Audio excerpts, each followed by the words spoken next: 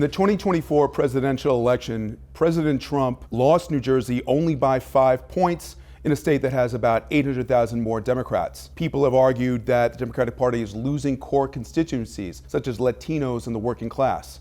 How do you get them back? Well, I think a lot of what I'm running to do is to make sure New Jersey delivers better for people across the state, whether that's building houses so we can drive costs down on mortgages and rental prices, adding new power into the grid so we can drive utility costs down, making sure we're addressing our broken healthcare system with better oversight and fixing the middlemen and getting pharmaceutical drugs out to people. All of that, I think, can work to drive down prices and also make New Jersey more affordable and easier for people to live in, while at the same time, I think the chaos that we're seeing coming from Washington, the attacks on our economy, on our rights and freedoms, on just our core values as Americans, is something that New Jerseyans are not going to tolerate. So here in New Jersey, we're going to chart a different path forward. Do you think overall, yourself and the other Democratic candidates for governor, should they be talking more about Trump's policies at this point,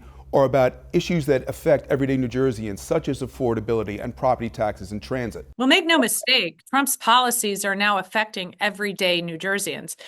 I was just speaking yesterday to someone running a small business, and that, they were saying how the imports they have for their small business were going to go up 145% with these tariffs. He said he could take about 50%.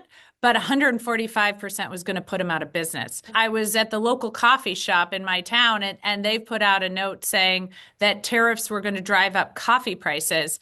A developer was telling me he's stopped all development because HVAC prices are going up 30 to 40%. So I think it's affecting everyday New Jerseyans, what is coming from Washington, not to mention the fear that is going on in different communities, and the threats that the government's taking to the Department of Education. So people who have families with children with disabilities are very afraid about how they are going to continue their education. With the Medicaid cuts, people who have parents in nursing homes who've given up their life savings for care and are relying on Medicaid to kind of continue helping with that nursing home care. They're very scared about what might be coming. So what is happening in Washington is affecting everyday New Jerseyans. And at the same time, to be an effective governor, I am going to chart a different path forward. So that is why I'm going to both address what's happening in Washington and come up with a different path for our state, whether it's building houses to drive down costs, adding community solar into the grid to drive down utility costs, or having oversight over our healthcare system to drive in accountability. In all of these ways, I'm going to impact for the better the day-to-day lives of New Jerseyans. In terms of affordability in New Jersey, many people feel besieged and beleaguered. They feel like they're being ignored by politicians. What can you realistically do to address affordability in this state? Yeah, I was just talking to a woman in Jersey City who's paying 70% of her income in rent. You can't get ahead like that. You can't put anything aside. You can barely make food payments or utility payments. I was speaking to a woman in Paterson whose rent had gone up. So she was retired. She had to go back to work just to afford her rent. A young couple in my area who has lost bid after bid after bid on housing. They want to start their family near their mom and dad, and yet they can't afford anything, even an hour away. So the affordability crisis is hitting everybody in New Jersey. That's why I keep talking about building more houses, because we are never going to make New Jersey more affordable if we don't make housing more affordable. But we have open space issues, we have wetlands issues. So let's come up with innovative solutions for repurposing commercial spaces, as I'm pushing for. I'm pushing for transit-oriented development so we can both build out areas for people to live and also have rateables for our transit system. Looking at places like Trenton, historically 190,000 people lived in Trenton, and now it's down to about 80,000. We have got a lot of opportunity here in New Jersey to build out already developed spaces, but repurpose them for the housing we need. In New Jersey, by June 1st, electric bill prices are potentially going to go up 17 to 20%. Do you have a plan to effectively minimize the sticker shock of that? Yeah, that's why I was talking about community solar, because we know PJM, our grid operator, has messed up the market, has failed to put some of the new power into the grid, which has driven up prices. And now New Jersey is not energy independent. We are buying power from the market in states like Pennsylvania and West Virginia. We're buying coal power because we're not producing the power we need. So with all of the energy opportunities we have that are waiting in the queue to get connected to the grid, we've got to hold PJM accountable. But in the near term, what I'll do is make sure we're investing in community solar, because that doesn't go through the PJM market, and we can start to defray those utility costs in communities right away as we come up with a long-term plan for utility-grade solar, putting it onto some of the state land, whether it's landfills that we're remediating or on top of state buildings, on top of transit facilities. We've only added about 25% in solar to our state, while the average nationally is about 150%. So we have a lot of room for growth here. So you proposed the New Jersey online safety agenda. How would this protect children potentially from big tech? So I'm a mom of 4 kids, and I think we've seen a lot of mental health challenges coming out of COVID. And I think a lot of us had hoped, as our kids sort of got back on their feet after COVID, we would see a resurgence of a lot of mental health stability, and we've not seen that. In fact, we've continued to see real concerns, a lot of this being driven by students and kids' online behavior. And the studies are showing the more time a child spends online, the more anxiety they have, the more likely they are to have depression. In fact, we've seen rates of suicide go up in youth, and especially in the LGBTQ community, where we know Elon Musk and X are targeting. They've lifted all controls to stop the bullying from LGBT youth online. So this is an area where, as adults, we've got to do better, and we have to give parents better tools. I have to tell you, in trying to manage all of the tools that supposedly I have as a parent to help my children online, it's a full-time job, and I still feel like I'm failing. So that's why we as government have to give parents a better opportunity to handle this. We need transparency in the algorithms. I can tell you, because I'm on the Committee for Strategic Competition with the Chinese Communist Party in the House, the Chinese Communist Party is managing TikTok, for example, very differently than they are managing ByteDance, the parent company in China. And so children in China see positive messaging. They have limitations on how long they spend online. Here, we have seen children being driven into places where they do self-harm, where it talks about eating disorders and cutting yourself. And we need to hold big tech accountable for this. If that's happening to our children, then they need to be responsible. A recent ICE raid in New Jersey has spurred concerns that there's going to be increased arrests and deportations among the migrant population. What should the role of the governor of New Jersey be regarding immigration? I think the role of the governor is to follow the law, and that includes the Constitution of the United States and making sure law enforcement is following the Constitution, but also at the same time making sure if people commit a crime that they are held accountable for that. And those are the types of things that as governor I'm going to ensure. And right now, I think we're seeing too many instances, including picking people up without warrants, mistakenly deporting them, refusing a court order to get them back. We're seeing too many instances where the law is not being followed. Representative Mikie Sherrill, Democratic candidate for governor of New Jersey. Thank you very much for your time. Thanks so much. President Trump has started his administration with a flurry of executive orders, a lot of policy moves. One of these moves includes introducing tariffs, the idea being for New Jersey, tariffs might be detrimental, particularly because of all the economic activity in Port Newark and Port Elizabeth. What do you think about these policy moves, and would you be willing to push back against President Trump if you thought those policies did not work for New Jersey? The president is doing exactly what he said he was going to do, and I just read this morning where Canada and Mexico are now going to start importing more American goods. He also said there might be some short-term pain for the long-term gain. I think we have to give him a chance to see if these things work. I will tell you with regard to 2 executive orders, or at least one where he kept his promises. One was temporary halt on wind farms off the Jersey Shore. We support that. And he's been going after New York Democrats on congestion pricing. I don't think they should put in the improvements in their MTA system on the back of New Jerseyans. There's constantly talk about affordability in New Jersey, middle class essentially feeling abandoned. Now the property taxes per household per capita are up to $10,000 a year. So what can you do realistically about affordability in New Jersey? Phil Murphy's economic and fiscal policies have failed. If he grew the economic base, he wouldn't have to continue to increase taxes. So talk about a hit on the middle class. If it isn't expensive enough already, if you take your family bowling, you're going to pay more. You're going for laser tag, you're going to pay more. You're going for massage, you're going to pay more. You're going to trade in a used-in car, you're going to pay more. It's never ending.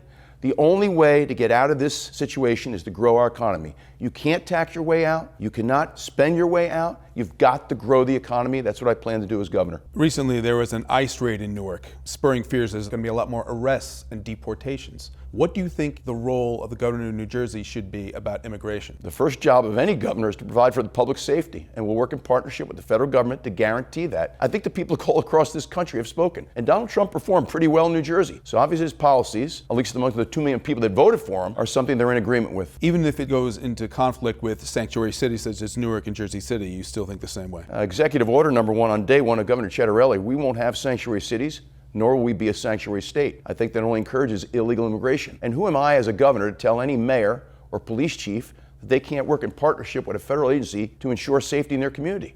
Public safety is number 1. President Trump has issued, again, a lot of executive orders, kind of going in certain ways around the legislative process. Do you think executive orders are the best way to govern? And what, besides the order you just talked about, what were some of the other executive orders you'd issue? By state constitution, the New Jersey governorship is the most powerful in the nation. Everybody knows that. My job is to produce a Republican majority in the state legislature. That's what I'm campaigning for. If I win and I'm not able to produce a Republican majority, I have an obligation to work with a Democratic majority. But if they're not going to help me carry out my agenda, which people elected me to do, I'll use executive orders to the best of my ability. What changes, if any, should be made to the state school funding formula? We need a more equitable distribution of state aid to schools. I think the state needs to take over the cost of special ed. We should not have disparity in the quality of special ed from one district to the next. But the fact of the matter is the cost of special ed is causing a crowding out effect in most local budgets. I think every school district should get X for every English-speaking student, Y for every English language learner, and every district needs to be within a reasonable range. I don't think it's any accident that those districts that get the greatest amount of state aid have a cost per pupil that's off the charts, and yet the educational outcomes are not very good. So we need more transparency and also more accountability. I'll also put in place a high-impact curriculum for all those students that are not on grade level for critical life skills like reading, writing, and math. Louisiana did that 2 years ago, post-pandemic, and they just moved from 49th to 32nd in the national report card. We're starting to slip, and we need to stop. What do you think the balance should be between to make sure there's enough affordable housing in New Jersey and the desire to make sure there's not overdevelopment? Young people, senior citizens, disabled people, and veterans need affordable housing. The question is, where do we put it? If we're going to put it in a very, very rural area where there's no mass transit, no infrastructure, no jobs, we're flying in the face of sustainability and what our concerns are over the climate. There's a place for affordable housing, but it needs to be where the mass transit is, where the infrastructure is, and where the jobs are. Take a look in Somerset County, what we've done in the county seat of Somerville. It's worked wonders. We need to do the same thing on a much larger scale in places like Newark, Trenton, and Atlantic City. My job as governor is to get more people to want to live in our urban areas again. You talk about mass transit. Governor Murphy famously said, "I'm going to fix New Jersey transit or die trying." We are where we are. What would you do differently? It all comes down to leadership. There's a new leader now, but I'd like to see all of our mass transit systems in New Jersey under one roof. So what I'm going to do my best to create as governor is the Garden State Transportation Authority. And in that will be the Turnpike, the Parkway, the Atlantic City Expressway, New Jersey Transit, and that's where all gas tax revenues go. I think it'll be better from accountability. I think it's better from transparency. And now instead of having boards all over the place, I've got one board of very competent people that can oversee our mass transit systems and get them to work. We've got the resources. We just need the right people in place. It takes leadership. This is your third time now running for governor. You came close last time. Are you worried that somehow voters are going to get fatigued by seeing your name over and over again, by that sense of voter fatigue? And what's going to be different this time that's going to allow you to win? My job is to get people excited about my ideas on how to fix New Jersey. They're not going to recall that my record on election day is 7-1. But let me say something about that record. I won twice at the municipal level, twice at the county level, 3 two-year terms in the state legislature, term-led myself each time, all in races where Democrats outnumber Republicans. And when you take a look at 2021 versus 2025 with this governor's race, the difference between Republicans and Democrats has closed to the benefit of Republicans by over 200,000. I think the wind's at our back this time. We had a really good year in 2021. We're going to win it this year. Now in 2024, President Trump only lost New Jersey by 5 points. You're mentioning the balance of numbers, 800,000 now Democrats. That number has gone down more than Republicans. Do you think saying that you're supported by President Trump or that you support President Trump, does that help you or hurt you? I think it helps. I mean, Donald Trump won Passaic County, a county in which Democrats outnumber Republicans 2-1. People want affordability, they want public safety, they want good public education, and in the suburbs they want to stop with the overdevelopment. Those are the issues that I'll be speaking to, and I think it's going to carry us to victory. What separates you from the other candidates in this primary, and how do you win this thing overall? I'm honest. I don't lie to beat my opponents. They're saying things about me that aren't true. I'll take that as a compliment. We're just going to go out there every single day. We're going to outwork them, out-energize them, out-ID them, and we've also out-fundraised them across the board. Jack Ciattarelli, Republican candidate for governor, thank you very much for your time. Mark, thank you. Why did you pick Sheena Collum to be your lieutenant governor candidate? And why did you pick her before the primary, which is the first time that ever happened? Let me start by saying that our campaign is about change, and that's both political change, structural change, governmental change. Anybody who's followed all of these candidates running for governor, ours is the most substantive and talking about what we've got to change for New Jersey. If you take a step back and you think about the position of lieutenant governor, which is a relatively new position, you would come to the conclusion that it makes sense that the public should know what an administration looks like. And so making that clear prior to the primary is what a lot of other states do, and I thought it's the best way to approach this election. With regards to Sheena in particular, what I've said all along is housing is important to me, track record is important to me, independence is important to me, and she has been amongst the tops in New Jersey on all those character attributes. She's opinionated, she's sophisticated, she's decisive, she has a huge resume of accomplishments, and she compliments me because I'm coming from an urban perspective and she has a suburban perspective, but I believe at my core that mayors are the most important, and I'm demonstrating that with my actions. She has decided to call herself in many ways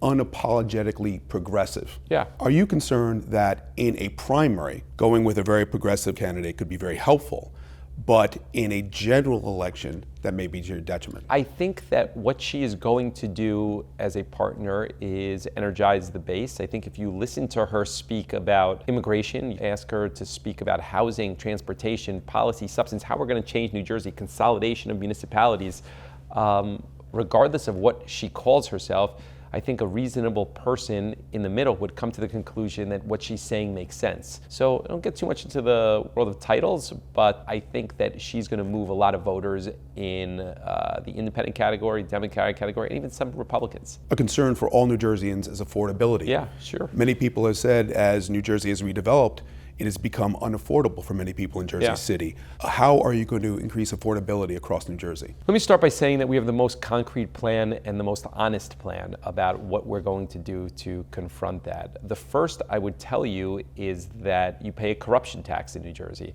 And that's based on the structure of government. You have lobbyists that run government. This political system that we have here needs wholesale change. I'm the only one talking about that. Number two, we would talk about, the experience as a mayor and unfunded mandates and the relationship between Trenton and the 564 municipalities. Three, consolidation of municipalities and school districts and services. Really important. As a mayor, we have experience on that. Four, budget process. Reform to that, creating transparency, more sunshine, creates opportunity to trim fat. So being a mayor and the type of campaign that I'm running, it's very clear on these are the steps we will do to change New Jersey. And I think a normal person could say, okay, I could see how he could achieve those things. How do you balance the mix between the need for affordable housing and worries about overdevelopment? I think that the experience that I have in Jersey City in growth is an experience which lends itself to starting the conversation. My lieutenant governor compliments me well because she has experience with housing from a suburban perspective.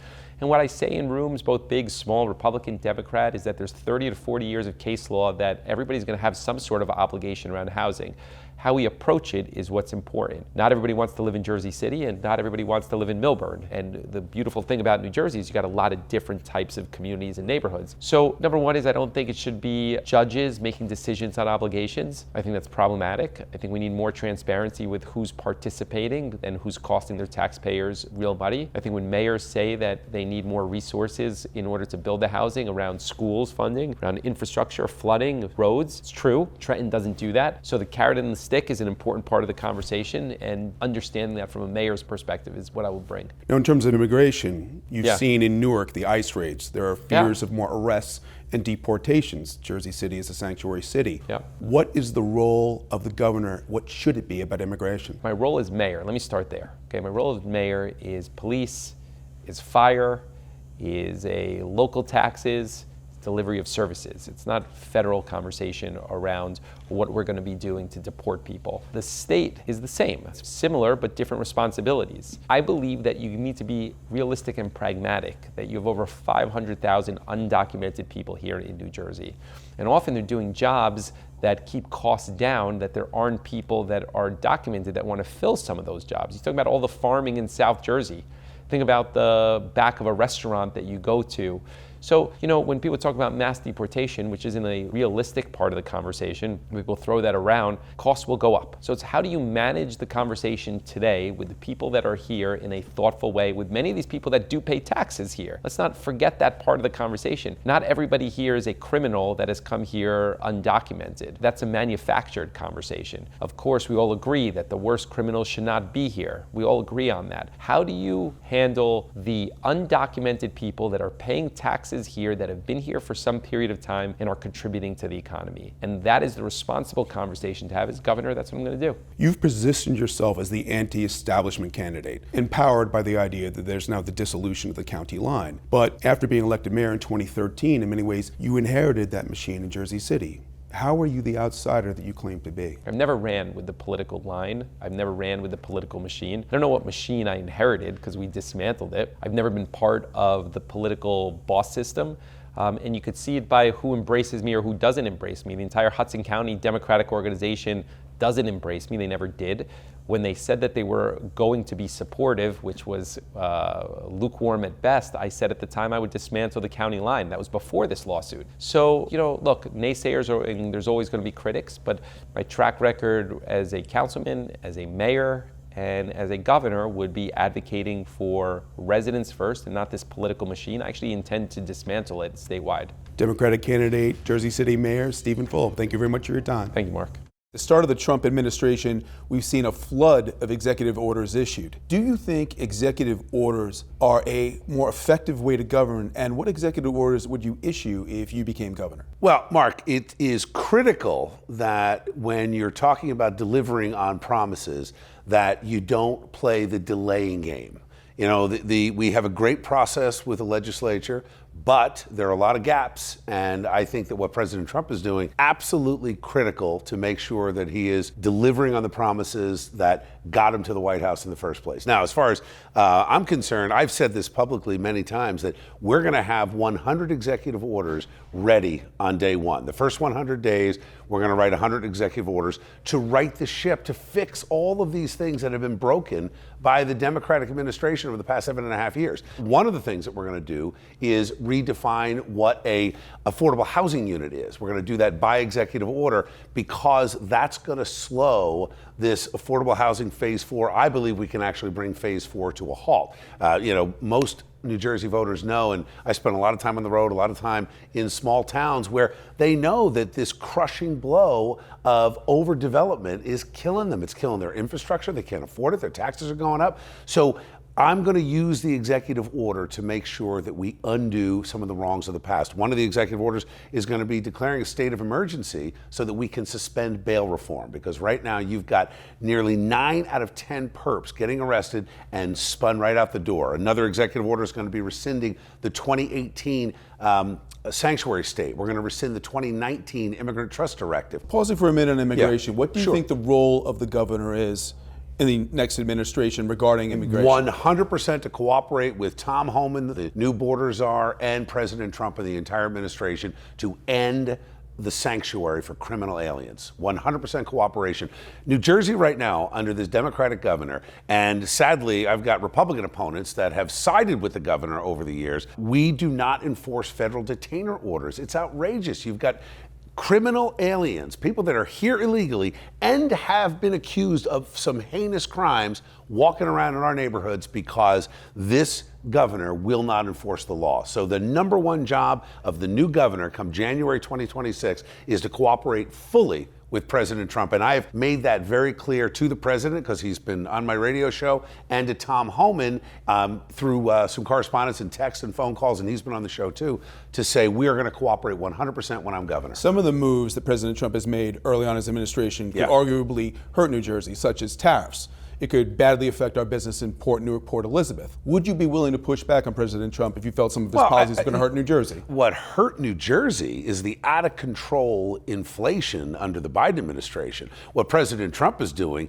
is righting the ship. So I would argue that a short-term pinch on pricing doesn't even compare to what's happened over the past 4 years. I mean, look at the cost of insurance, the cost of produce, the cost of eggs, the cost of fuel, all of this driven up by the irresponsible and incompetent Biden administration. What I love about what President Trump is doing is he's effectively implementing the External Revenue Service. I love that in the long run. Even in the short run, the next 6 to 12 months, you're going to see prices come down in New Jersey. New Jerseyans will benefit from President Trump's policies. New Jersey's property tax bill on average now is over $10,000 a year. We're talking a lot about affordability. What specifically can you do as governor here in New Jersey to change the affordability problems? Number one, we're going to have to renegotiate the teachers and CWA pension program for new people coming in. There's no question about that,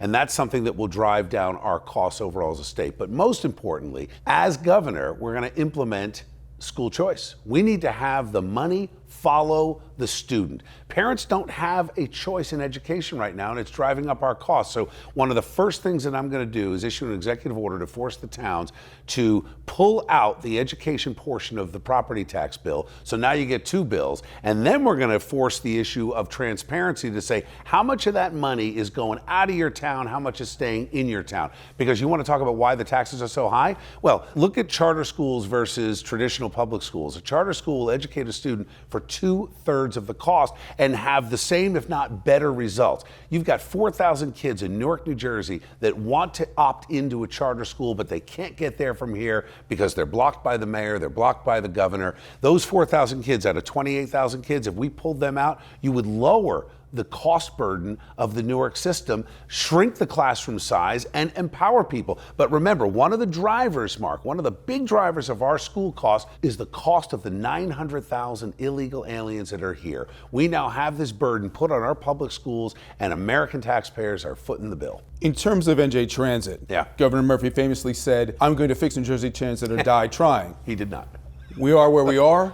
What would you do differently? New Jersey Transit needs an overhaul in logistics. Two things that we do immediately. One, cancel the mandate on electric vehicles. We're not going to convert the diesel buses into electric vehicles. Number one, the cost is 5 to 6 times as much. Number two, these buses weigh a lot more than the traditional buses, so they cause a lot more harm on the roads. The problem with New Jersey Transit, it's not that they're underfunded. The problem with New Jersey Transit is that the buses don't run on time. We've got buses running in the middle of the night without passengers on it. We don't have anybody that understands logistics. We need to deal with that. We want to monetize a lot of the assets that they have. You know, part of the challenge is that they get all this money, and one of my opponents wants to give them another $1 billion on the backs of small businesses, them paying the taxes. Well, if you pour money into a system that isn't working, you're not going to get a different result. You're just going to get a higher burden on the fare payers. You're going to get a higher burden on the taxpayers. So we need to look at New Jersey Transit from a logistical standpoint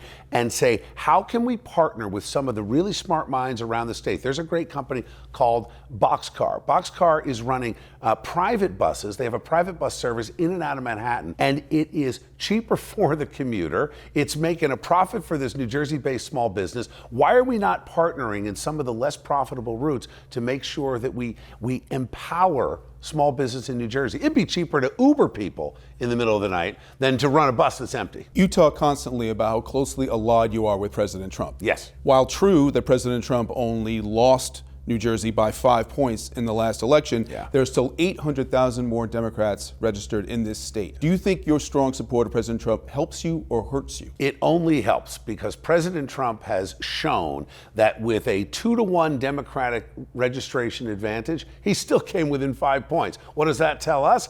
That Democrats are moving toward Trump because they're sick and tired of the backroom elite politicians on both sides. I've said this over and over again. New Jersey suffers from two things: woke Democrats that want to take away parental rights and run your business and run your lives and run your bank account, and weak Republicans who have let them do it. Donald Trump is an outsider. Remember, I'm the only outsider in this race. I'm not a guy that holds political office. I'm a guy that comes out of a long 2-decade private sector career, a 12-year broadcasting career. I'm bringing in something to this race that has never been brought in before, and that is a perspective that I've been listening. And it's very important to note, too, that my audience on the radio in particular, largest in the state, was a third Democrat, a third independent, and a third Republican. What we're seeing is that many, many Democrats are saying, you know what, we're not woke leftists, we're just Democrats.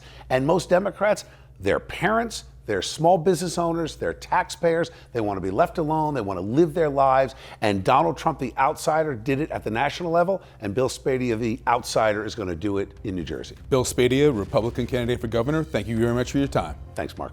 You're a former science teacher. You're a head of the prominent state teachers union, the New Jersey Education Association. There's been a recent lawsuit in New Jersey talking about how there's de facto segregation in New Jersey schools. What would you do to try to address this? Do you think students should have the right to go to a school outside of their district? Yeah, I think what we've done right here in Montclair is a really great example, right? Here in Montclair, we've got every one of our schools, which is a magnet school. I can tell you with a 7-year-old and 4-year-old, it was a little stressful trying to figure out where he's going to go in terms of science or arts. But that system, what it's allowed is for us to rank our schools as parents, and certainly the district then looks at a number of factors and determines where every student should go. And what it's led to is schools that are very diverse, right? And it costs a little bit more money because you've got to bus kids everywhere. But what I would do as governor is exactly this. First, let's look within our districts, right? We've got plenty of communities, Jersey City being a perfect example, right? We're within the community very segregated, right? So let's get students with the choice within the district to make sure we're desegregating our system right there. Then what you do is you look at the rings around that, around our community and others, and say, hey, using the school funding formula,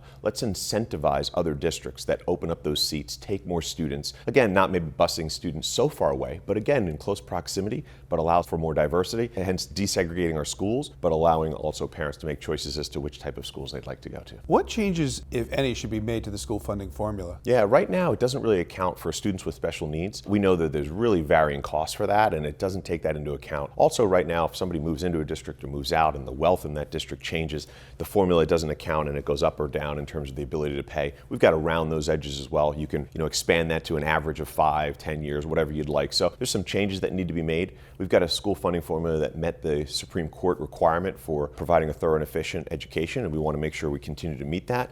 But it was supposed to be reviewed, and it never has been, and we've got to make those changes. Regarding immigration, we've seen recently an ICE raid in Newark that caused a lot of concern about whether there's going to be more deportations and arrests. In New Jersey, you have the atmosphere of a sanctuary state in terms of having sanctuary communities. There are sanctuary cities in Newark and Jersey City, a welcoming community here in Montclair. What do you think the role should be of the governor of New Jersey regarding immigration? The role of the governor, as I see it, is to make sure every single resident in the state is supported, making sure I'm focusing on the issues that matter to New Jersey residents. That's making sure New Jersey is more affordable. And I also say this as an immigrant myself, right? Somebody who came to this country as a young boy.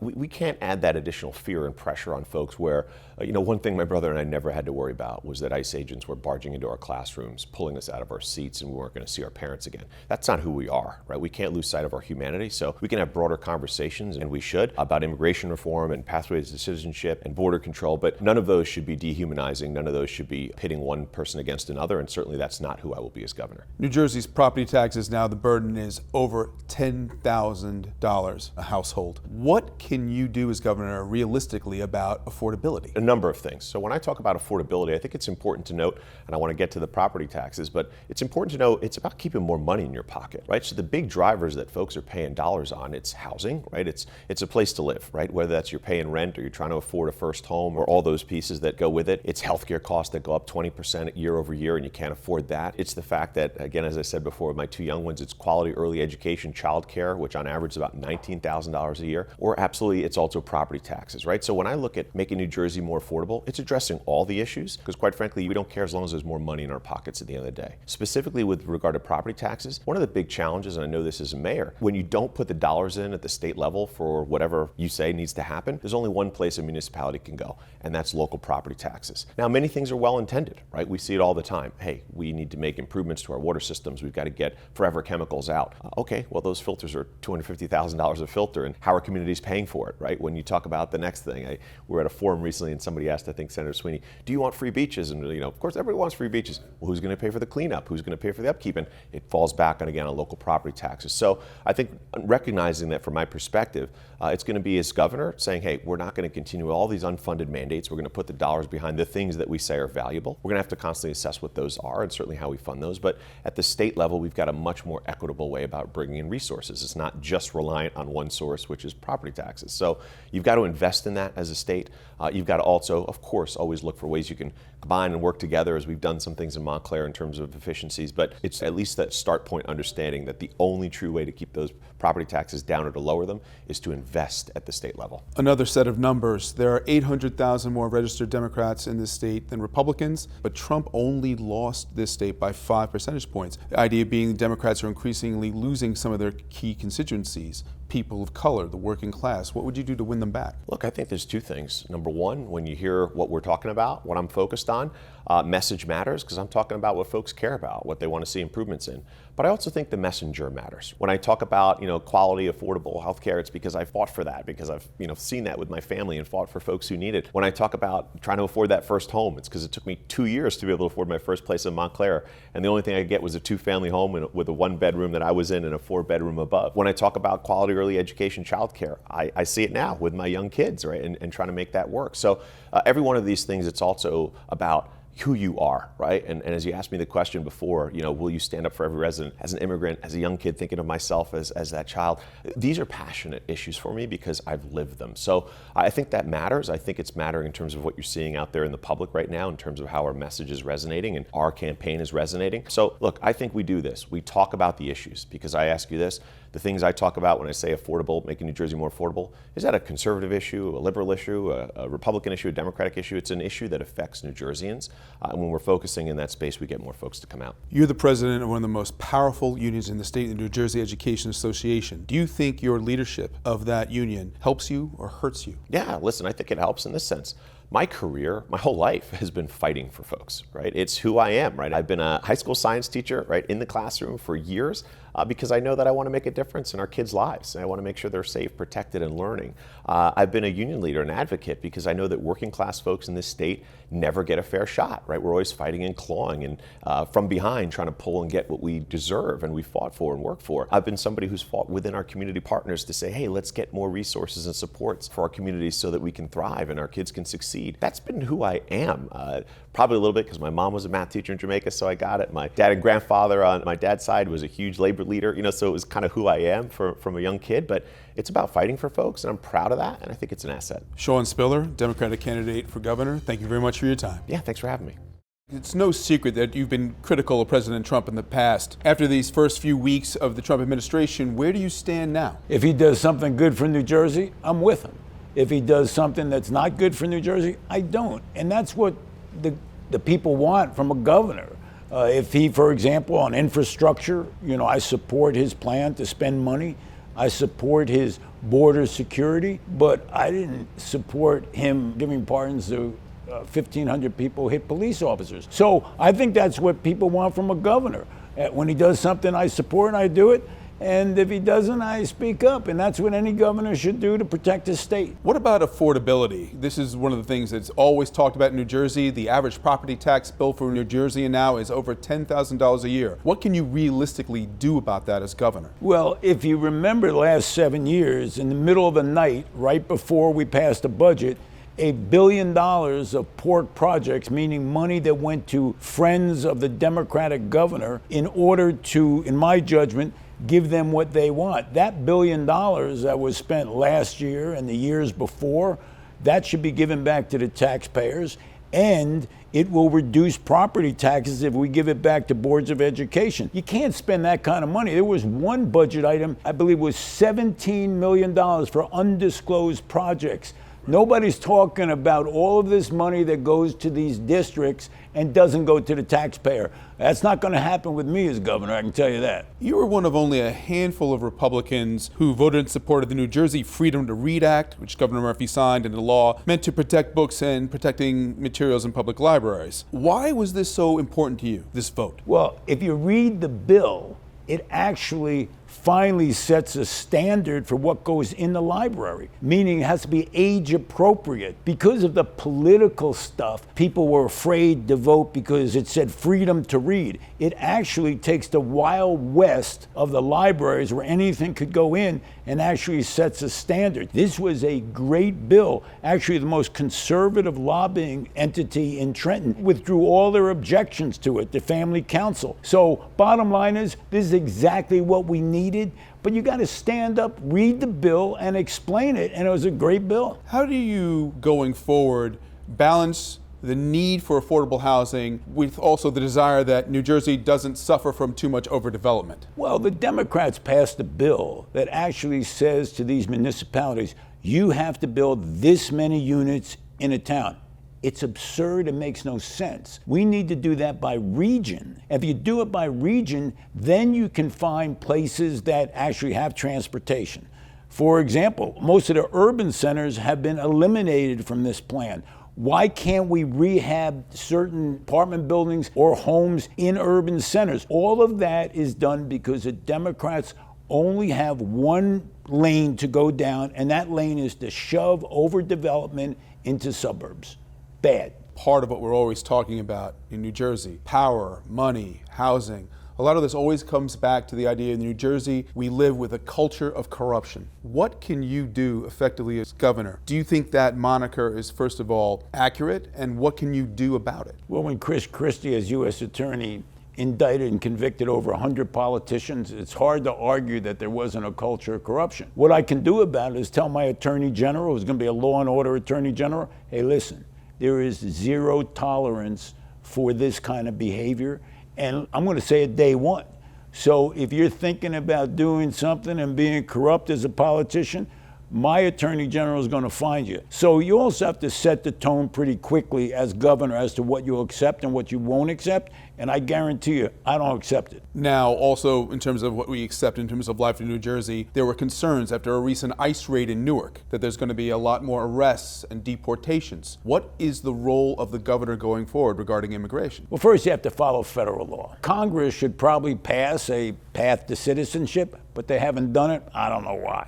But I can tell you this, if the federal law is that you're undocumented, you're in New Jersey, I'm not standing in the way of ICE or the federal government. Look, I'm not saying I don't have a heart, and I don't want to see people who've been here for 25 years who are taxpayers, who have children in the schools. I don't want them deported. So I say to my congressional representatives, make sure there's a path to citizenship. But hey, get rid of the criminals, and we would hope that the federal government would use discretion, and I would hope that, but I am going to follow the law. What if I pass a law as governor and one of the cities goes, oh, I'm not going to follow that? No, you're going to follow the law, whether you like it or not. In terms of New Jersey moving forward with his infrastructure, Governor Murphy said, I'm going to fix New Jersey transit or die trying. You take the Raritan Valley line out to your native Westfield, you might find out something different about the performance of New Jersey transit. What would you do differently? I would get on my hands and knees to the federal government, because these tracks and these overhead wires, this is basically federal property. I've spoken with every prior governor.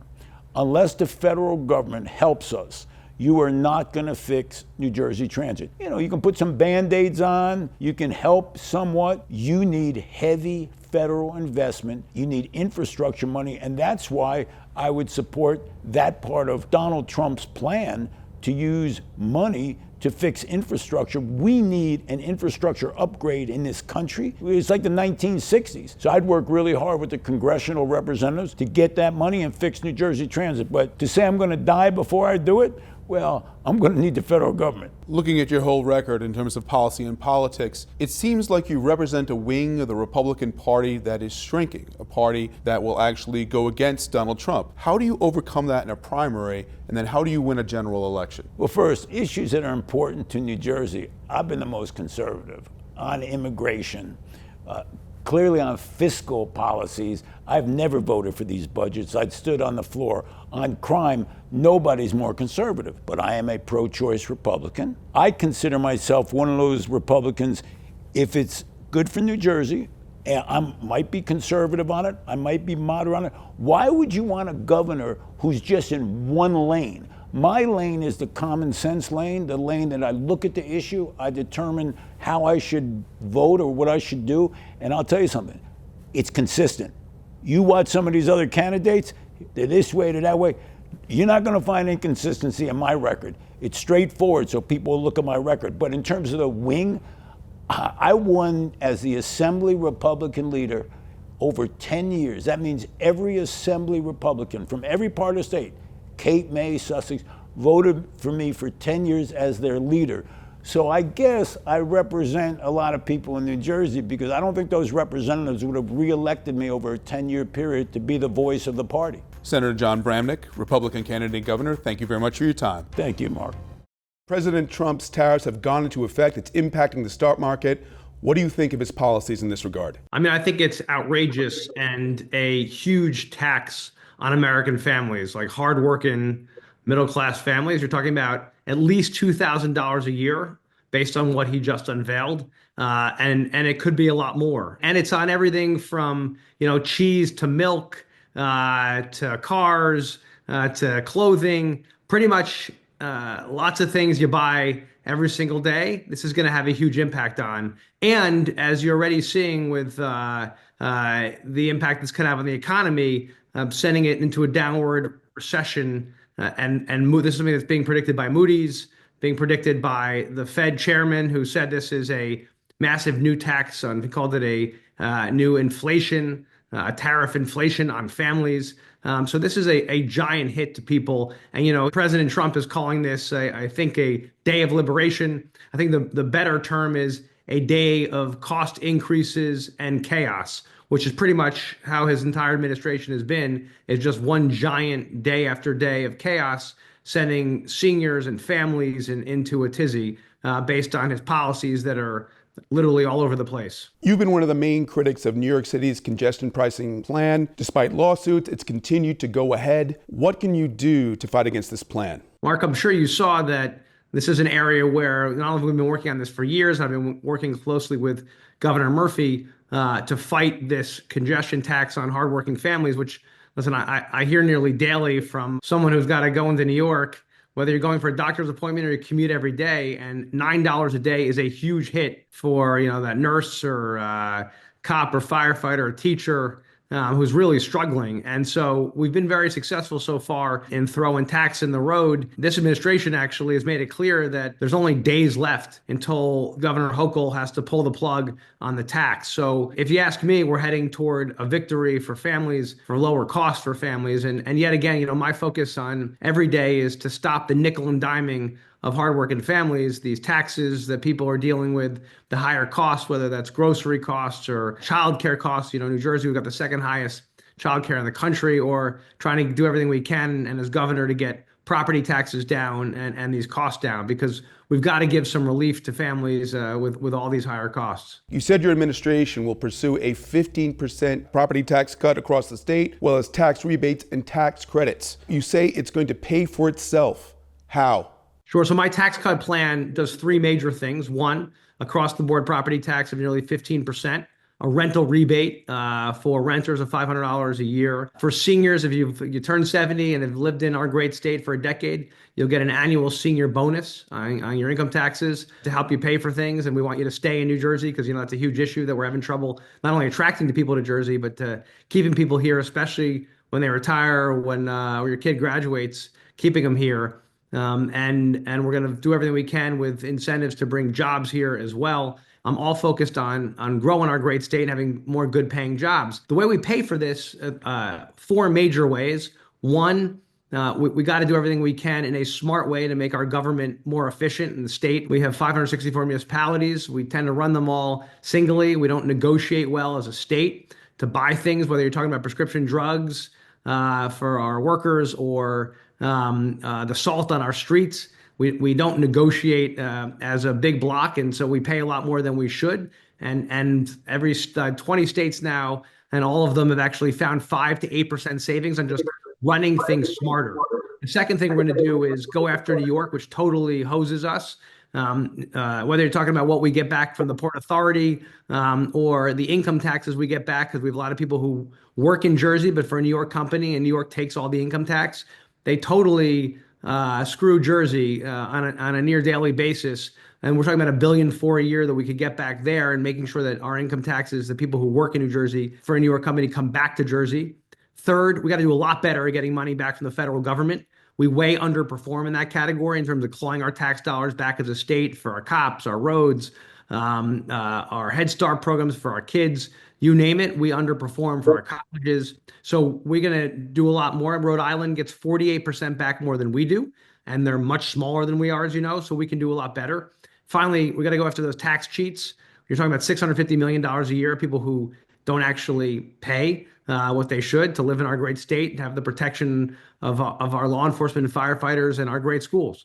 So those are just some of the things we're going to do to get more money back into the state. And I'm going to pass that along to families in the form of tax cuts so they can afford to pay for things like rising energy bills, which in my opinion are going up way too much. As I'm sure you know, 20% expected in June on those utility bills. It's outrageous. So we're going to have to do more to help people. You're the only Democrat from New Jersey's Democratic congressional delegation who voted for the Lake and Riley Act, a bill that permits the detention and deportation of immigrants accused of low-level offenses and violent crimes. Why did you take this position, and what do you think the role of the governor should be regarding immigration? Well, listen, I agree with the governor's current directive in place that the governor's following, and my position is totally in line with that. And I'll put it simply.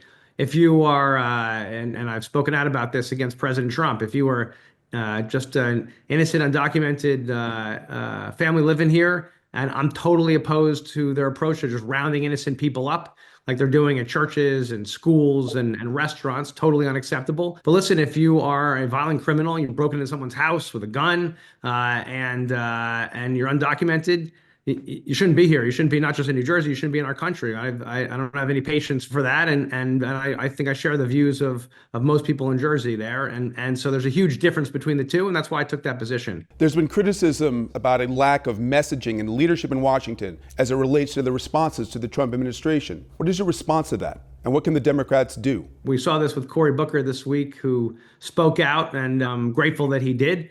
And I went to watch him and cheer him on, because I think there's two things we got to do. One, make it very clear that President Trump can't mess with Jersey families and go after Medicare and Medicaid and our veterans like he's been doing, and Social Security. The second thing I think we need to do, which I've been doing here running in my race for governor, is make it very clear what we're for as Democrats. We're for helping hardworking people to make their lives more affordable. And that's where we have to be very clear to people that we are focused on getting their costs down and getting their taxes down. It's why I put out, and I'm the only one running this race, with a tax cut plan to actually help find a way forward to make life more affordable for people. And I think that's what we do as Democrats, right? We care about making their communities safe, and we care about making their lives more affordable. This, for me, is all about that, so that people can, go to sleep not worrying about how they're going to feed their kids or put clothes on their back. And we just got to make sure every day we wake up, look for new ways that people can afford life so they can stay and raise their kids here. Congressman Josh Gottheimer, Democratic candidate for governor, thank you very much for your time.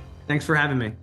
In the last presidential election, President Trump lost New Jersey by only 5 percentage points, a state where there are 800,000 more registered Democrats. Many say the Democrats are in danger of losing key constituencies such as Latinos and the working class. How do you win them back to the Democrat side? Well, Mark, you win them back by talking about things that matter to people, which is the economy. The famous quote, "It's the economy, stupid," was right in 1992. It will be the economy, stupid, 200 years from now. What are people worried about? They worry about making sure they have a job where they can pay their bills, they can, feed their kids, support their families. And unfortunately, the Democrats have just stopped talking about the issues that are really important to the public. It's the economy, stupid. Like I said, it's that simple. And we have to start talking about affordability and stop talking about just raising every tax that you can possibly imagine. We got to live within our means. Now, in New Jersey, talking about affordability, many in the middle class feel they've been ignored by politicians. What can the governor realistically do about affordability in the state? Well, Mark, I was a sponsor of the 2% cap on property taxes. Unfortunately, we just passed the average property tax is $10,000 in New Jersey. If we had not done what we did with the property tax cap, it would be $15,000 right now. So what the governor of New Jersey can be is the biggest voice in the room, talking about consolidation and really shared services and really searching for ways to reduce costs. I did it as Gloucester County Freeholder Director. We merged many services to save lots of money. My county doesn't have jails. They closed their jails. They're saving over $20 million a year. And we did it and other counties followed us. So there's lots of ways to reduce cost. It's a lot of work. You get hurt feelings at times, but you can't be afraid to go forward to find a way to make New Jersey more affordable. And I'm the one guy that's actually done it. Now, in terms of taxes, you've pledged both no new taxes and not to raise taxes at all. How can you do that? And do you think further down the line, municipal consolidation is another way that New Jerseyans can save money? Listen, the budget's a living document. You got to go line by line and prioritize the spending. Mark, look, I was proud we got the full pension payment to $7.2 billion. It only should be $800 million, but because people didn't do their job and they weren't responsible, it happened. I would suggest consolidation of schools. I think every school district should be pre-K to 12. We have lots of school districts. I passed a bill with the NJEA the year before I left that promoted consolidation. And we actually had 3 school districts in Monmouth County that actually voluntarily voted to merge the schools. And when I had left the legislature, there was 80 school districts in study on consolidation. But Mark, all the schools really should be pre-K to 12 because the regional school districts, we just assume that the sending districts, the elementary districts that are sending to the high schools, are teaching the same math and English. They're not. They all have different curriculums and they're not coordinated. So yeah, pre-K to 12 should be what our school system should look like. You said that if you were governor, you would repeal sanctuary cities. What do you think the role of the governor should be regarding immigration? Well, first, I don't think we should give people false hope. ICE is out there doing whatever they want to do, and we're sanctuary states supposedly, right? Or the immigration trust doctrine. I don't think we should be telling people they can't come get you when they're coming to get you. So listen, we got to be honest with it. And my position on immigration is the same as President Clinton's, President Barack Obama, and Joe Biden's. If you're a criminal and you come here, you got to go back. And if you commit crimes while you're here, you need to leave. Now, I'm not talking about going after and trying to hurt people that are working every single day and are productive citizens. You know, you walk into a pizza shop and you see a guy that's been there for 10 years. That's not what I'm talking about. What I'm talking about is people that are breaking the laws. They need to leave. What Trump is doing is 1,000% wrong. He's doing it illegally. President Obama deported more people than any president in history of the United States, but he did it lawfully. And he did it with dignity and humanity. Trump, it's like a reality TV show. He sends reality TV stars on these raids with ICE agents. They're filming it. You know what I mean? This is absolutely 1,000% wrong. But to give people the false hope that that document is going to stop ICE from coming to get you, that's not right. It's not honest, and I believe in being honest with people. A kind of a multi-layered question going backwards and then going forwards. You lost to Ed Durr in 2021. What did you learn from that experience? And then going forward, what separates you from your rivals in the Democratic primary, and why do you think you have what it takes to win in a general election? Well, what a lot of people didn't realize, Mark, is I was in a Republican district, and I know you know that. I was in a Republican district for a long time. In fact, my district's demographics are the same as Kristen Corrado in the 40th. It's a Republican district. Listen, COVID hit. I was fighting with Murphy quite a bit. COVID hit, and we had to come together. You don't fight during crises. You have to pull together, work together to get things done. Well, that angered a lot of people. Anyone that was running against me would have beat me in that election, to be perfectly honest with you. Remember, Mark, in 2017, I had the most expensive legislative race in the history of the country, and I won it by 20 points. Right. And this last election, I lost by 2, but let's look at the numbers. Phil Murphy lost my district 60-40. He lost Salem County by 29 points, and I lost by 2. I shouldn't have lost. It was just a red wave that I couldn't overcome and finally caught up. And what distinguishes me more than the other candidates that are running on my side of the aisle, basically on both sides of the aisle, is I'm the one that knows where the lights in the bathrooms are on day one. I know how to run government. I've run it. I was the freeholder director in Gloucester County for 13 years. I have experience in running government. And again, I know how to work with the legislature. I want to partner with the legislature. I know how to work with both sides when it's necessary, and I know how to fight when it's necessary. So again, I have the most experience. And look, when I lost that election, I could have went and sulked off, walked off into a corner or something. I got up, I dusted myself off, and I'm running for governor because there's there's unfinished business for me. The disabled community isn't treated with the respect and dignity they deserve. I want to help that. I want to come up with a new budgeting process, not what we're doing here, which is year to year. And, you hold your breath to make sure that you're not getting cuts. I'm the first candidate that said they were willing to give up authority as a governor, give up power to come up with a better budget process. Former State Senate President Steve Sweeney, Democratic candidate for governor, thank you very much for your time. Thanks, Mark.